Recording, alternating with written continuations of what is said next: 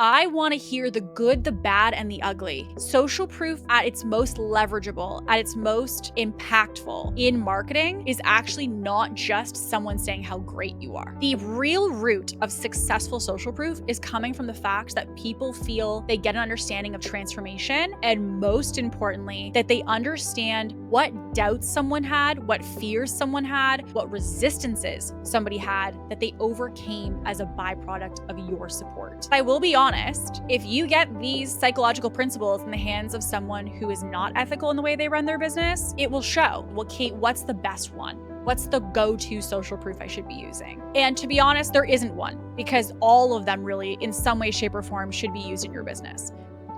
Hello and welcome back to the Ambitious Podcast. I am so excited to have you here. I first want to take a second before we dive into all the juicy content of today and say, if you are somebody who is listening to the Ambitious Podcast for the first time ever, welcome to the Ambitious family. I'm so excited to have you here. And also for all of our OG listeners, those of you who tune in every single week to the solo episodes of me on here talking to you for an hour at a time, or listening into our guest episodes, part of the Ambitious Network, our free community.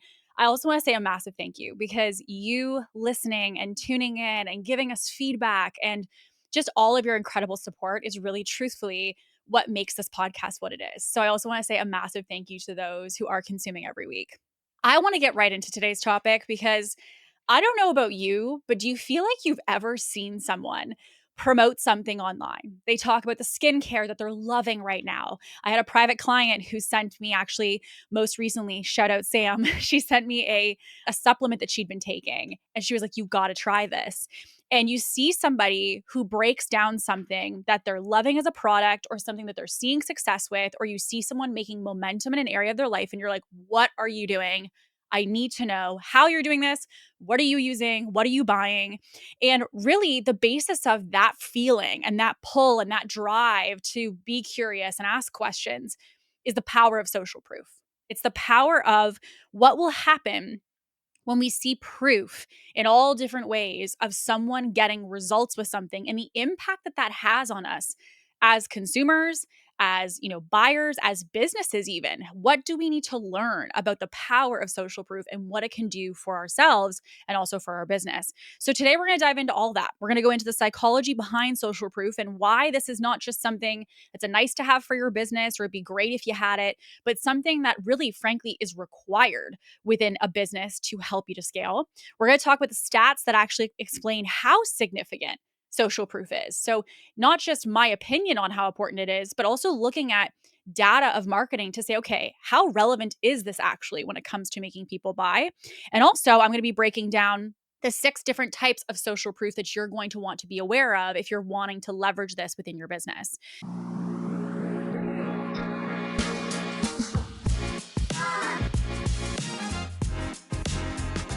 So, first, we kind of have to get into what is social proof. Like, if we think about this term we're going to be using a lot today of social proof, what does that mean? So, I'm going to literally read this to you because this is the actual definition of social proof. Social proof is the psychological phenomenon where people mirror the actions of others under the assumption those actions are correct. Okay, so I'm going to read that one more time. Social proof is the psychological phenomenon where people mirror the actions of others under the assumption those actions are correct. Now, here's why I want to provide the definition. You're going to see the 4th word there is social proof is the psychological phenomenon. So I wanted to move this out of this bucket that it frankly gets put into all the time, which is the fact this is like a content, tactic or a marketing tactic. And while yes, marketing and content is the way in which we're going to express this, the way we're going to leverage it for us as businesses, we want to remember that the reason social proof is effective is not because it's a content type. It's because it's actually rooted in psychology. And so a lot of people don't necessarily know what is that root? What is the psychology of social proof? So I want to make sure we get into that today. So the first psychological principle that is the underbelly of social proof is called the herd effect or herd behavior, which is the impact of social influence. This is basically the belief that people tend to assume that if many other people are doing something, it must mean that it's correct behavior. As an online consumer, and Also, by the way, this is not something that I am excluded from. I am also somebody who gets impacted heavily and consistently by these tactics and by these approaches. And so, if you've ever felt like you see this really long line outside of a restaurant, or you see this big line outside of, let's just say, a clothing store, and in your mind, you've never been in that restaurant, you've never been to that clothing store, but for some reason, you're like, okay, that must be a great spot if it's got a line out the door. Well, we've never eaten there. We've never bought any clothes from there. We have no actual evidence that tells us that there's anything of quality within that store. But yet in our mind, we're like, oh, we should definitely come back sometime and get a reservation there. Must be a great new spot. So the reason that we get to that conclusion, the reason we get to that place is because we're really ultimately, from a psychological perspective, being impacted by the herd effect, the herd behavior, which is when you see the masses doing something and you feel as a result that you assume this is the quote unquote correct behavior. We also see this with online businesses. If you've ever seen, and myself, I even use this in my marketing because I know the power of social proof. If you've ever seen me post, for example, all the people who've joined a certain training we're doing, all the people who have subscribed to our podcast, right? Like that's showing movement in the masses around an intention or an action. And what that does is it creates this desire of other people to say, well, that must be the right thing to do. Maybe I should do it as well. So it's not something we're conscious of, though, right? Like we're not in that moment seeing that restaurant with the line up out the door thinking, oh, okay, well, I, because of all these people and being impacted by the herd effect, I got to go in. It's something that happens on a subconscious level. It's very fast. And that's why a lot of marketing can impact us, again, myself included, because we're not always conscious of what we're consuming. We're often passive consumers. So, because of that, we see this happening in online marketing and we're moved as a result of it. Now, the other one that is a big principle around social proof, and again, another psychological basis of why it's so impactful, is the authority bias. And this one's really interesting because we know with the authority bias, the basis of it means that people tend to obey or believe figures that they, most importantly here, perceive as authoritative, whether it's due to their expertise, their reputation, or their status. So, in a simple way to summarize this, we see people and put them in an assumption, or we perceive them to be authoritative, even though we might not always have the exact evidence that we would need to truly know from data that that's the case. So, for example, if another one of my peers with a huge audience and a very big platform, I have peers that I'm friends with who make, $10 million within their companies. So, if a $10 million business owner says, hey guys, Kate's the real deal, even though my business at this moment does not make $10 million a year, if someone else's business makes $10 million a year and they say Kate's legit, what would your thoughts be? Well, if this person has a $10 million a year business and they're saying that Kate as a business consultant is someone to trust, what you're doing is you're taking the recommended authority of that person based off their success and you're linking it to me.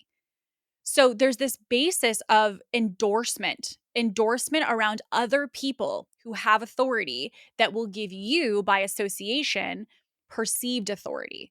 So you're also seeing here social proof is not just screenshots of client results, right? There's a lot of layers of what can go into being categorized social proof.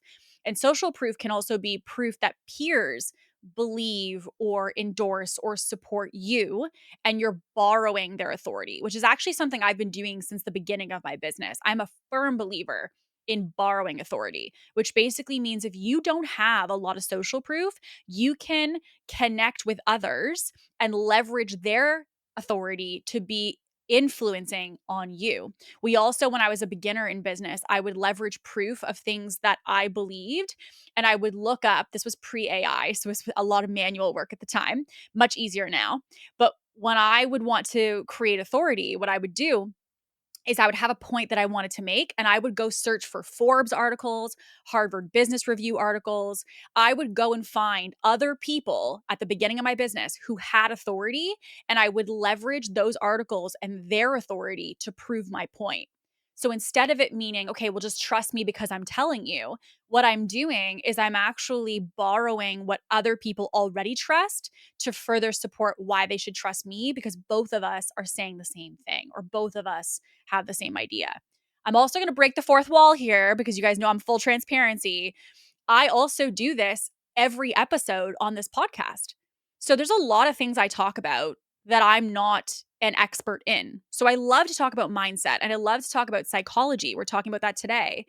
And we're going to talk about stats today. And you'll probably notice in most of my podcasts that I will integrate statistics in some way. The reason that I do that is I'm wanting to find a way to make sure that you understand the significance of what I'm saying without me having the root of it be just trust me because I'm saying it. So if I say to you, you need to focus on mindset work, that's very different than me saying you need to focus on mindset work. And here's the thing, studies have shown that the entrepreneurs who focus on mindset work being 80% of their effort actually typically generate X amount more results.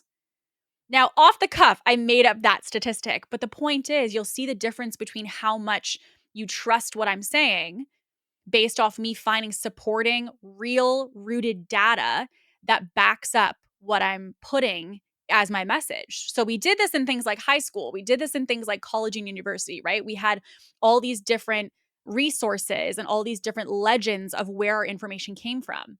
We use that in essays to back up our point, and you can do the exact same thing with peers or other online authoritative brands to leverage your point and your message as well as a level of social proof. Now, the third psychological principle that is the underbelly of social proof is the liking bias. So, the other thing that I often will coach people on, and I don't always say this is the root of the liking bias because I try to simplify things for people. But the liking bias is the fact that we need to understand we are more influenced by people we perceive to be similar to ourselves. So when we see a testimonial or when we see a case study, we need to see the person just as much as the process and the product of whatever it is you're promoting.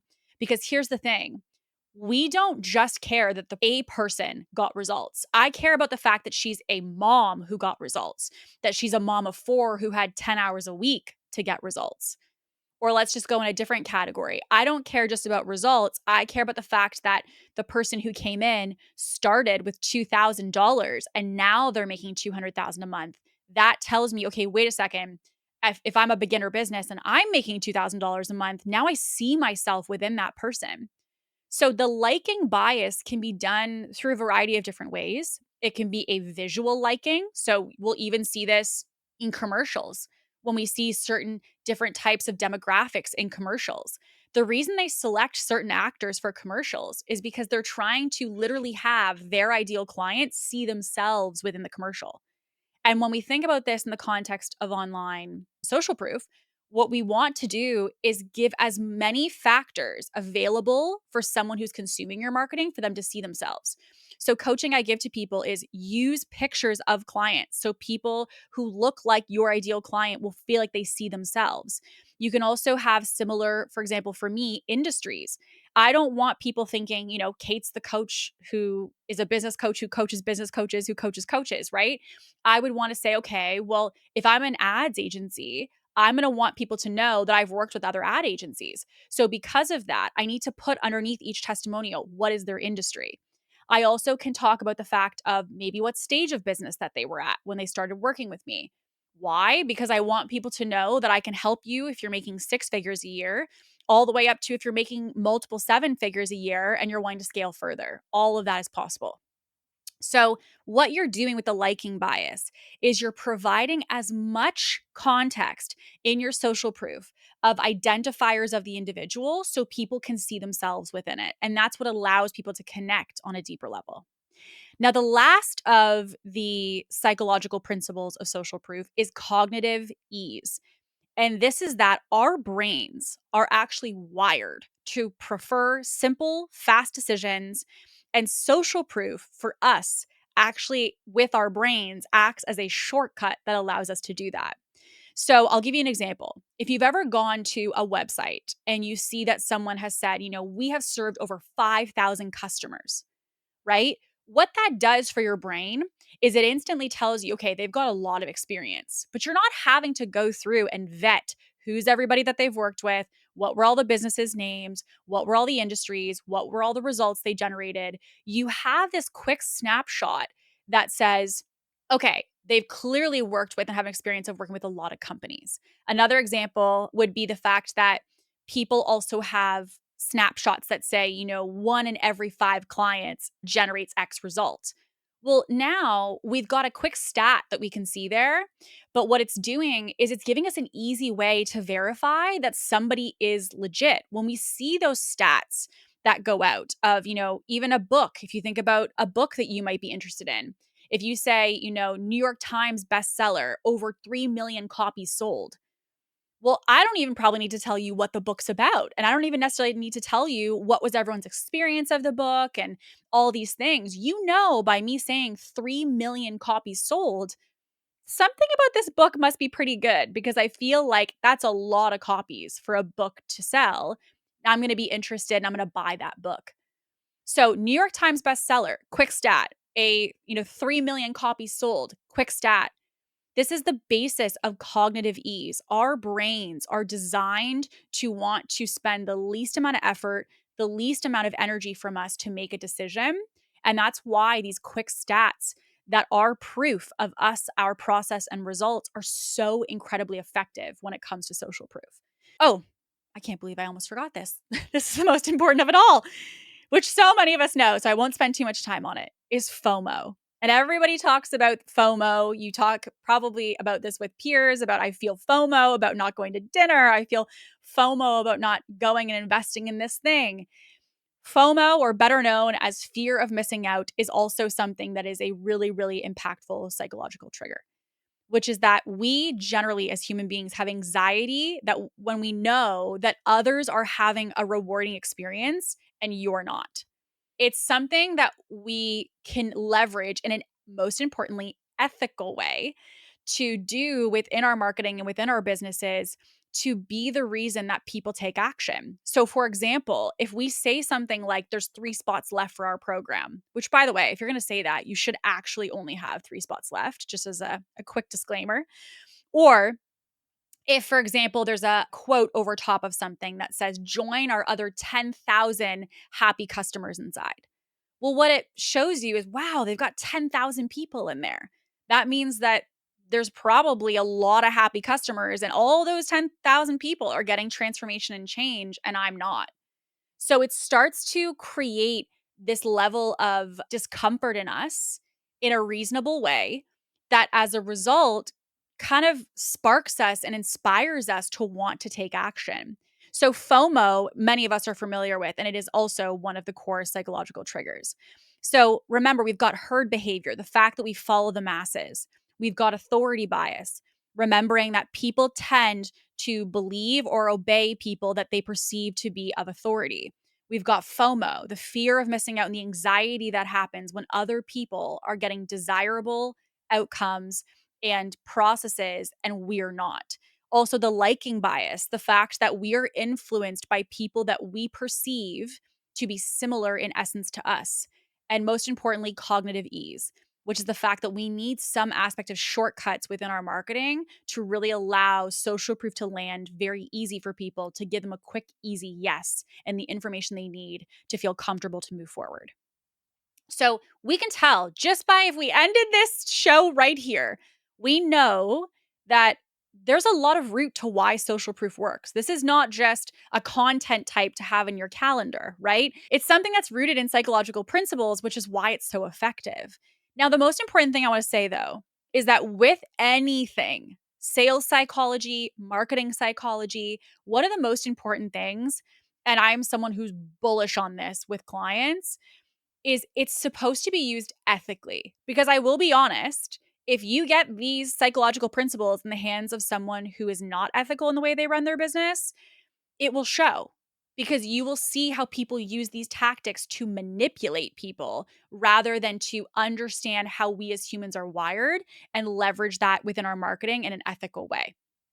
So we know that social proof is rooted in our mindset, our thoughts, our behaviors, and the way we operate.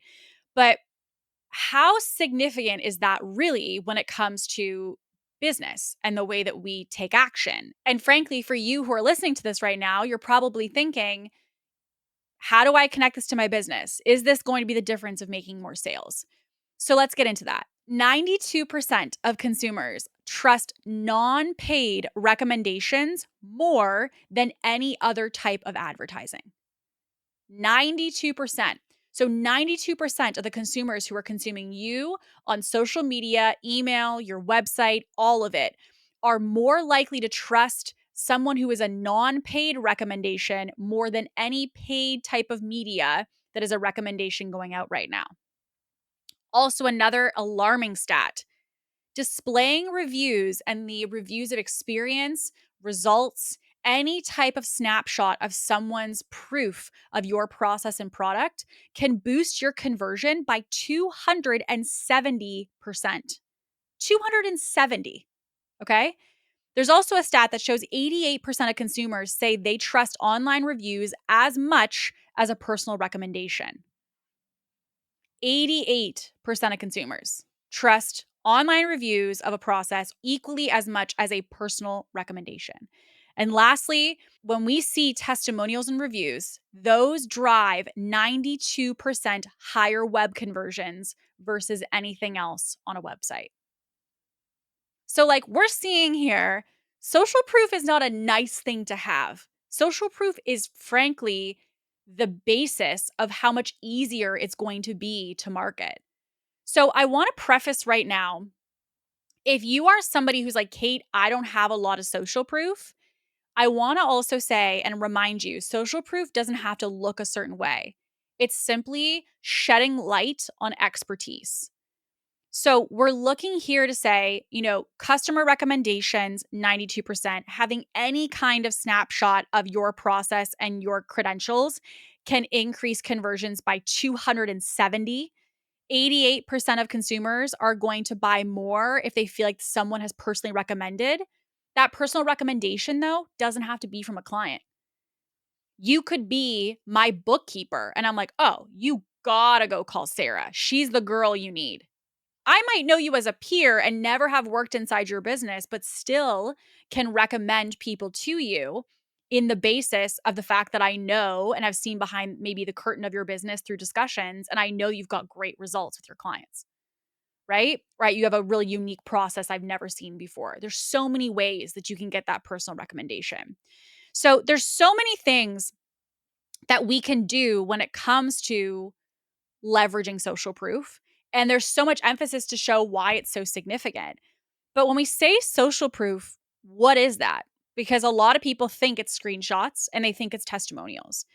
And while, yes, testimonials are a way of doing social proof, there's a bunch of different ways that you can leverage proof.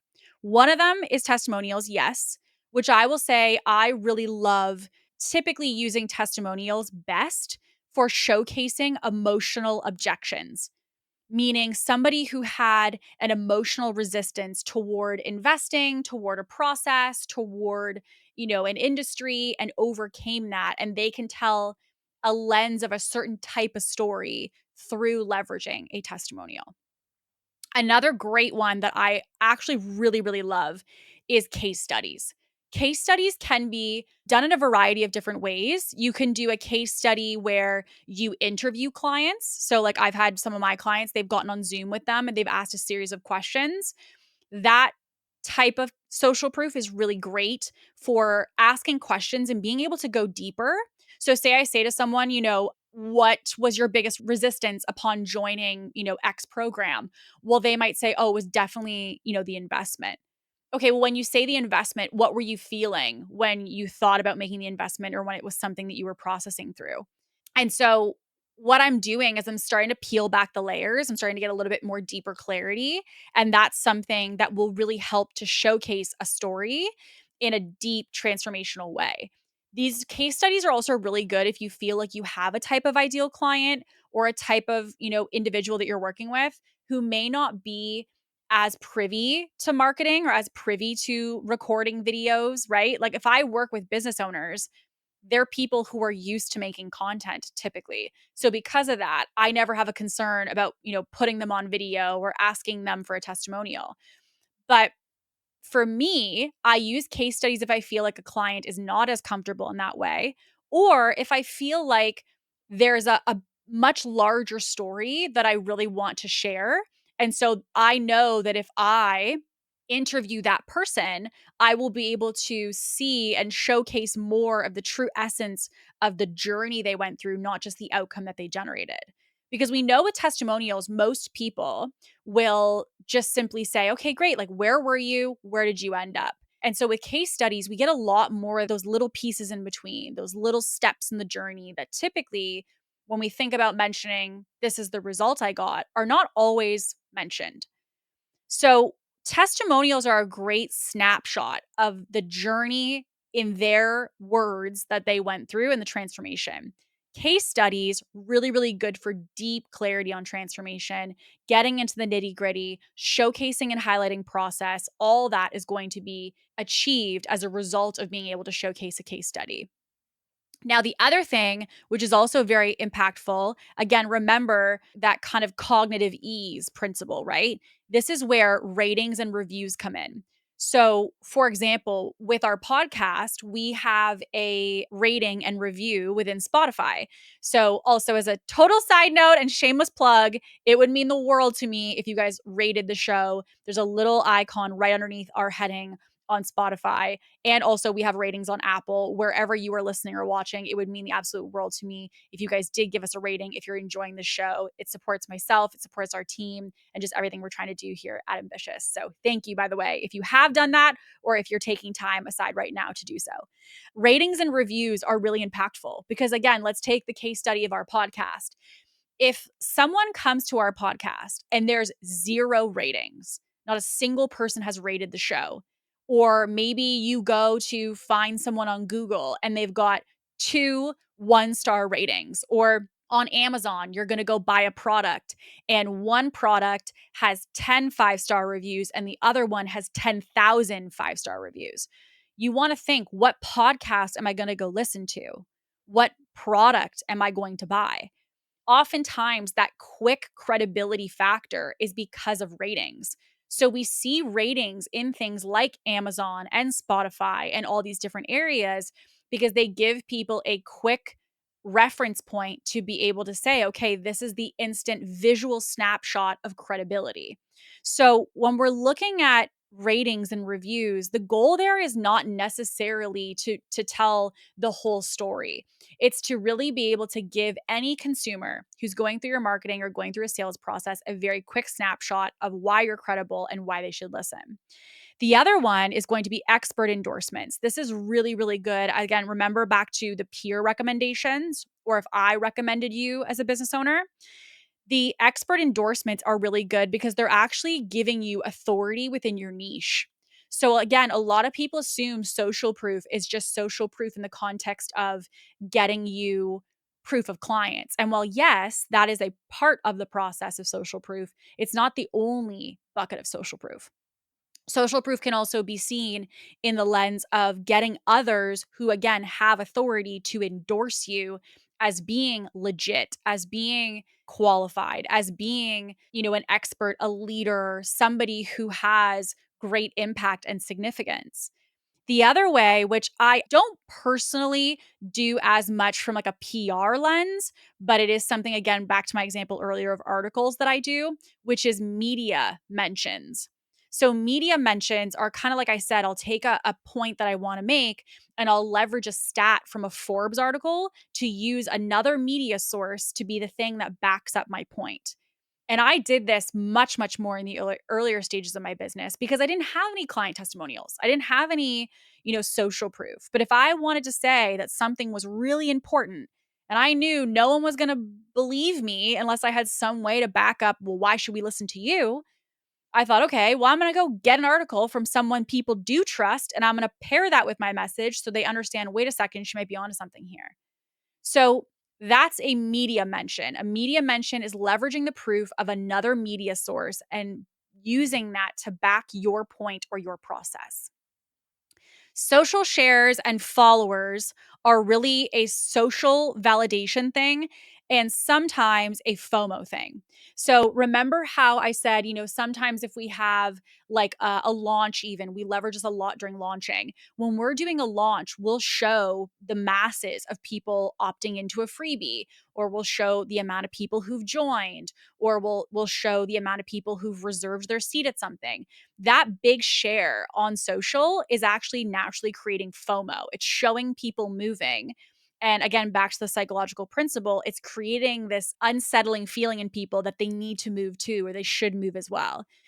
Follower number, which kind of is same within the social share bucket, is really something that it's unfortunate because it's not always connected to business success, but there is an aspect of credibility that comes from that, right? So you can have somebody who has 200, 300, 400,000 followers. Well, if I give you their profile and I give you no context, probably the first thing in your mind is going to be there's probably something about them that must be great because they've got a big following. They must be legit, right? And even sometimes, again, not to say that I want to be very clear, the size of your following is not an indication of the size of your business. I've worked with huge platforms that have very small businesses and small platforms that have huge businesses. But we want to remember here social proof, there is a bias, right? Remember, it's something that's not conscious, it's something that we're subconsciously doing in the moment very quickly. And so what's happening is we're seeing a big follower count and we're going, that person must be legit. Now, on the contrary, sometimes we can see small followings and think that person is not legit because they don't have a big following. But it's not to say that that's true. It's to understand that that's how our brains work. So it's our responsibility as business owners, as marketers, to put effort in and to put intention in to helping to overcome that.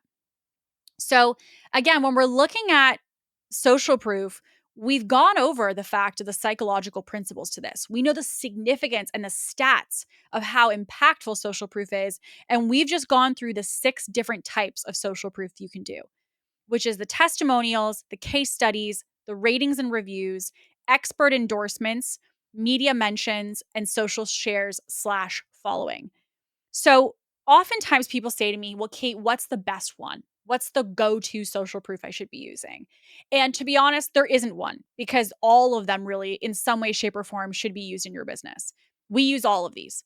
I have peer recommendations for my speaking page about, the impact of me as a peer. I've got ratings and reviews for our podcast page on our website. I've got, testimonials, video and written that are all on the website. We've got case studies on our sales pages. We use every single type of social proof. But the snapshot answer I'm going to give you is match the depth of the offer and the depth of the investment to be correlated to the deeper level of proof that you need. So if I'm trying to sell a $100,000 offer, I'm probably not going to use Kate's got a 5-star rating, right? Because it's a big investment, which means there's more depth needed in understanding the transformation than just my rating. But for the podcast, there isn't necessarily a lot of depth because it's free. It's something that people can just decide, do I feel like I want to listen to this? And so because of that, that's where we leverage the 5-star ratings. So when we're thinking about choosing a format for testimonials, we want to be cognizant that we're thinking about the depth of the testimonial should be correlated to the depth of the investment. And also remembering that different types of social proof are going to showcase our process, our product, and frankly, the problems we solve in a different way. So, because of that, if you want to have the best opportunity to really capture all the different people that might look for more of a storyline, someone else who wants more of a rating, the goal would be to have all of it, which is to try to sprinkle these through as much as possible. So think about the depth of the social proof is correlated to the depth of the offering or of the decision in front of people. And also remembering that depending on the style of social proof, we're getting a different depth of story. And so if you want to showcase a bigger storyline, you're probably not going to choose a rating. You'll choose something more in the bucket of something like a case study instead. So I will be honest, a core question that I always, always, always get is What do I ask people to put in a testimonial? Or what should I be asking people in a case study interview? Or what should I, hopefully capture if I'm trying to put out, an offboarding form to my client? And again, there are some adjustments you can make, again, personalized to you and to your business, but I'm going to give you some standard things that I think will probably help most businesses to stay within the bucket of success. So, one thing I want to say with the questions for social proof, one of the biggest mistakes that so many people make when it comes to social proof is the fact that you're only asking for praise. So many people believe, and you might have also fell into this bucket. So I want to use this as the opportunity to perspective shift today. If you are someone who thinks social proof is praise, it's not. Social proof at its most leverageable, at its most impactful in marketing is actually not just someone saying how great you are. It's not just me saying, you're amazing, love your product, great support, all of that. I obviously, of course, want to have positivity within the social proof, but it can't only be praise about you, your offer, and your process. And I'll tell you why. The real root of successful social proof is coming from the fact that people feel they get an understanding of transformation. And most importantly, that they understand what doubts someone had, what fears someone had, what resistances somebody had that they overcame as a byproduct of your support, of your offer, of your service.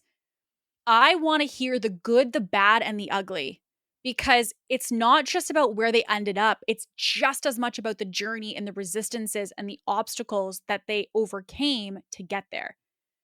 It's like thinking about watching a movie where the main character doesn't experience anything and just poof, he gets the girl at the end and they live happily ever after. It's not really an activating story because we think, okay, well, that's easy for him. He didn't face anything.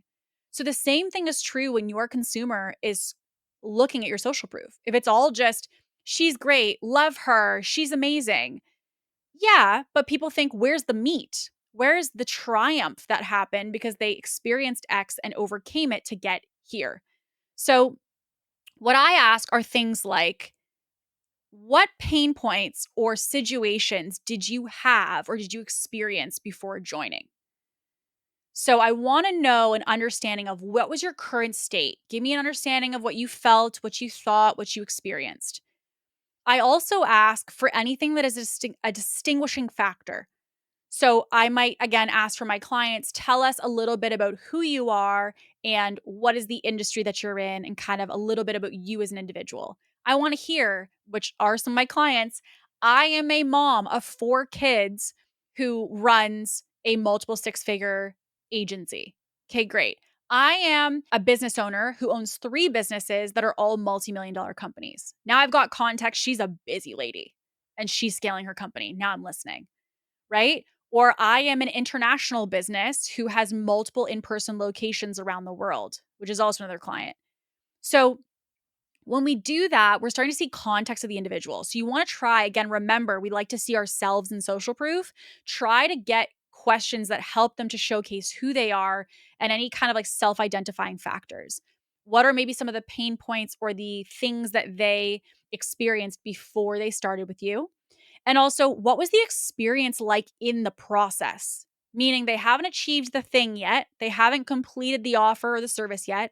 What was it like to experience it during the process? What was that like?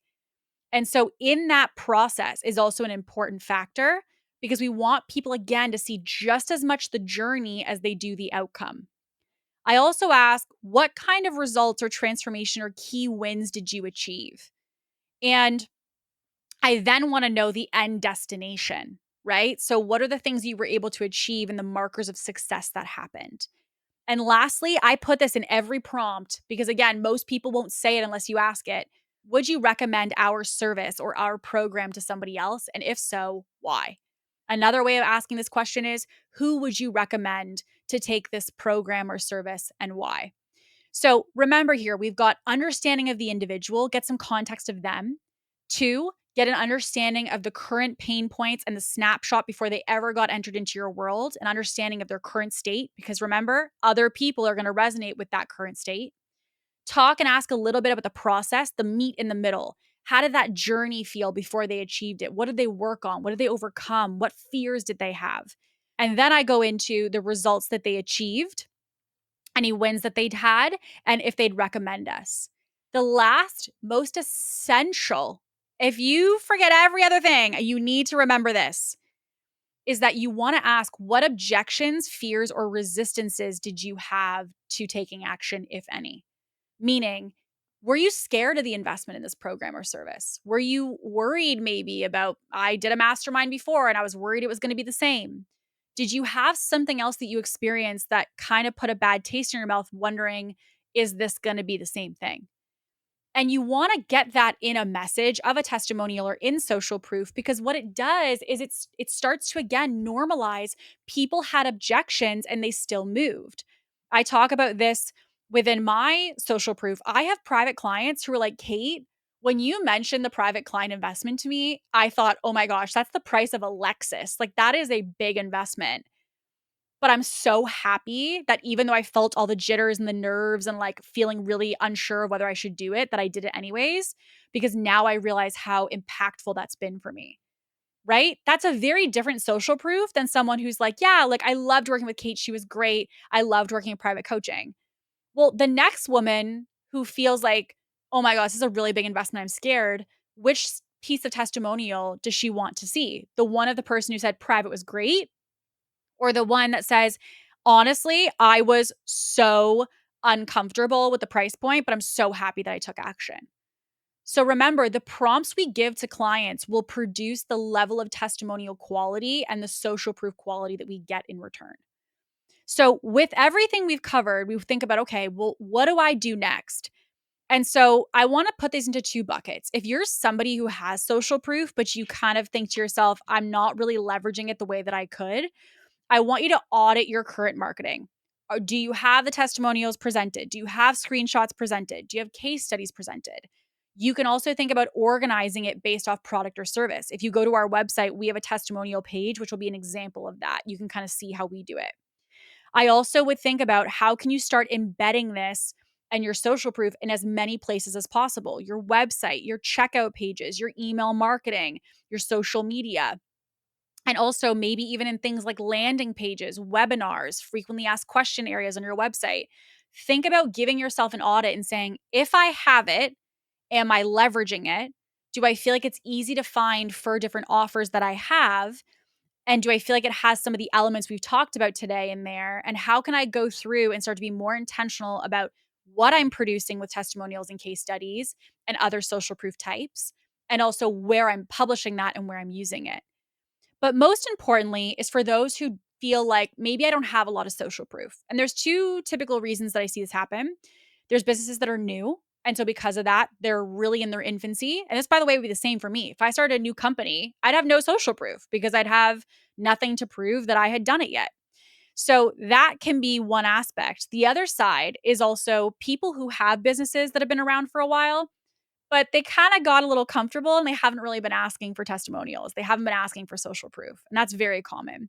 So, first, you want to note, ask for social proof and build it into your process. So, go and follow up with past clients, go and connect with past people, request feedback from people, request a testimonial, request to do an interview and get on a call with them. Maybe even for some people, offering a small incentive.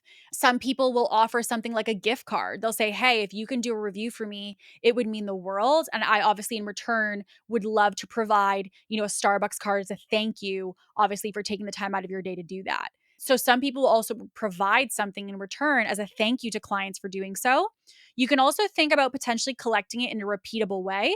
So what we do is we have a type form that we send to clients. So it's part of our processes as a reminder, and we capture it through a type form so it all lands in one central place.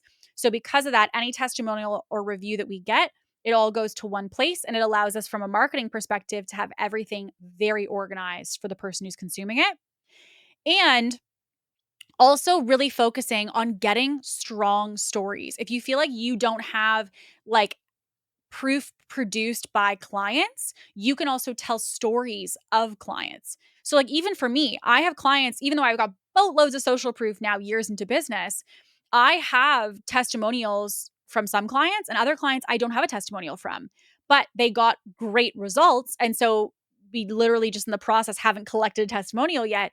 But that doesn't mean I shouldn't tell their story. It just means I'm going to tell their story in a way that is more of a storytelling case study nature, less of them being like, here's how I feel about Kate. I'll say, let me tell you the story about Sarah. And so I take it from a different approach where I tell the story versus them telling their own story. So again, it allows me to leverage their transformation because I know it inside and out, even if I don't have it captured in a formal way yet. So we want to think of all today's conversation was all about how we could leverage and look at social proof as a tool in our business, the psychological basis of it, the impact of how impactful it is in our marketing, the just 6 different types of social proof that we can use, the questions we should be asking, how we can kind of start to take this as a plan of attack in our business. And so with all of that, I want to give you some quick tips. If you're thinking about, okay, like I really want to take the momentum I'm feeling right now and take it and run with it. Remember to use as many names, photos, and reference points of the individuals in your social proof as possible. Prioritize as much as you can getting anything that has photo or video in it because you can always transcribe it. You can always make it into copy after. You can always go that way, but you can't go the other way, meaning you have a written testimonial and now you need a video. Showcase your proof as early in your business as possible and as often as humanly possible. You really can't market social proof, in my opinion, too much because it's something people are always looking for. Remember to have variety in the different types: case studies, testimonials, screenshots, peer reviews. You really can just not have too much variety when it comes to social proof. Also, use recent proof. If someone has gone through something recently and you have a story, that also would be something that would be great. Try to tie in those questions and tie it into outcomes. Remember, testimonials are not just about your product, they're also about the process and the transformation and the person just as much as the thing that somebody is buying. And also remember that we want to use quick wins. We want to have that cognitive ease, those ratings, those numbers, X amount of clients served, X out of these clients get to this result. We want those quick, easy reference points to show our authority and our proof. And most importantly, build this into a system for yourself. Don't think this is a really good idea. I should emphasize social proof. Ask yourself what's something you could put into your process today, into your systems today, that would allow social proof to not be something that you hopefully remember to ask for, but something that's actually built into the way that you serve clients and deliver to them day in, day out. So listen, I know today was a meaty one of all things social proof. So I hope today gave you a light bulb, gave you an aha moment of maybe different questions to ask, different styles to have. And I also would just love if something landed for you today and if you feel like you just had a light bulb, you had an aha moment in some capacity, my DMs are always open. I literally can't tell you enough how much it means to me and to my heart to get your messages of like, this is what I'm taking action on, or this episode landed for me. For me, obviously, I record this solo by myself at my house every single week. And so it's like talking into a hallway 9 times out of 10. So the only main feedback I get is when you guys are always so incredible and reach out. So I always love to hear from you. My DMs are always open, but I hope you really enjoyed today's episode. And with all that being said, I'm excited to see you guys in the next one. So as always, stay ambitious.